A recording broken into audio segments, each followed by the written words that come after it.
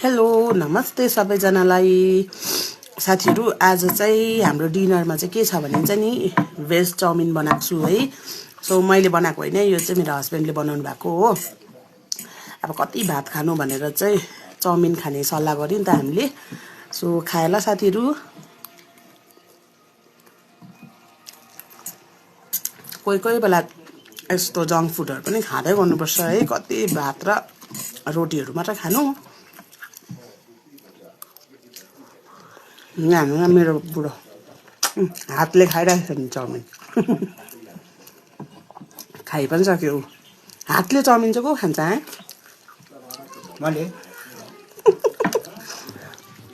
यस्तो छ हो। उले चाहिँ देशी प्रकारले नै खायो हो। म चाहिँ काँटा चम्चीले खाइरहेको छु। मिठो बनायो मेरो बुढोले। दामी पकाउँछ नि उले खानाहरु।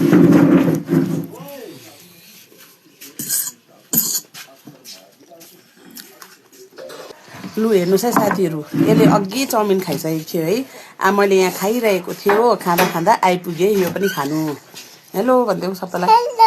तिम्रो फेमस डायलग्स भन्देऊ न अन्त खै। हेलो गाइस भन्देऊ। तिमी के खाँदैछौ त्यो पनि भन्देऊ। म गाइस खाँदैछु। कस्तो भयो त्यो पनि भन्देऊ।